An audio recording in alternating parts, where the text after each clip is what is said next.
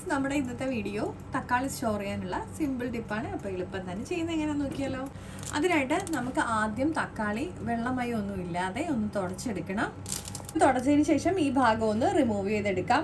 ഞാനിതൊക്കെ ഒന്ന് റിമൂവ് ചെയ്തെടുത്തിട്ടുണ്ട്. നമ്മൾ 2 തരത്തിലാണ് സ്റ്റോറിങ് കാണിക്കുന്നത് കേട്ടോ.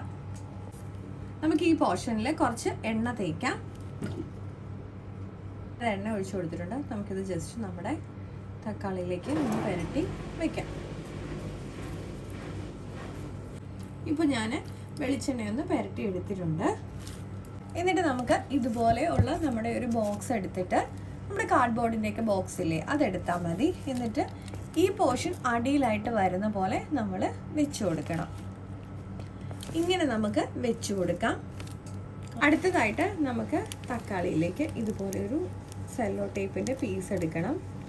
നമ്മുടെ ഈ ഭാഗത്ത് ഇതുപോലെ ഒന്ന് ഒട്ടിച്ചു വെക്കാം. ഇപ്പോൾ ഇതുപോലെ ഞാനൊന്ന് ഒട്ടിച്ചെടുത്തിട്ടുണ്ട്. എന്നിട്ട് നേരത്തെ പോലെ തന്നെ നമുക്ക് ഇതുപോലെ ഒരു കാർഡ്ബോർഡ് എടുക്കാം. അല്ലെങ്കിൽ നമുക്കൊരു കണ്ടെയ്നറിലാണെങ്കിലും ഈ മെത്തേഡിൽ ചെയ്ത് വെക്കാം.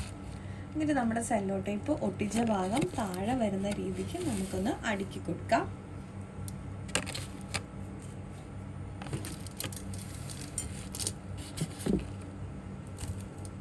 നമുക്കൊരു 2 ആഴ്ച വരെയൊക്കെ ഇതുപോലെ സ്റ്റോർ ചെയ്ത് വെക്കാം കേട്ടോ.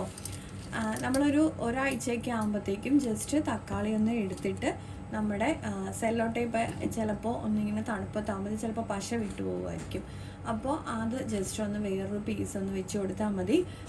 നമുക്ക് എങ്ങനെ പോയാലും 1 മാസത്തോളം നമ്മുടെ ഈ തക്കാളി സുഖമായിട്ട് ഇതുപോലെ ചെയ്യുവാണെന്നുണ്ടെങ്കിൽ സൂക്ഷിക്കാം. വെളിച്ചെണ്ണയുടെ മെത്തേഡാണെങ്കിലും നല്ല എഫക്റ്റീവാണ്. അപ്പോൾ നമ്മുടെ ഇന്നത്തെ വീഡിയോ ഇത്രയേ ഉള്ളൂ. എല്ലാവർക്കും യൂസ്ഫുൾ ആണെന്ന് പ്രതീക്ഷിക്കുന്നു. അപ്പോൾ വീണ്ടും അടുത്ത വീഡിയോയിൽ കാണാം. എല്ലാവരും ലൈക്ക് ചെയ്യാനും ഷെയർ ചെയ്യാനും കമൻറ്റ് ചെയ്യാനും സബ്സ്ക്രൈബ് സപ്പോർട്ട് ചെയ്യാനും മറക്കല്ലേ.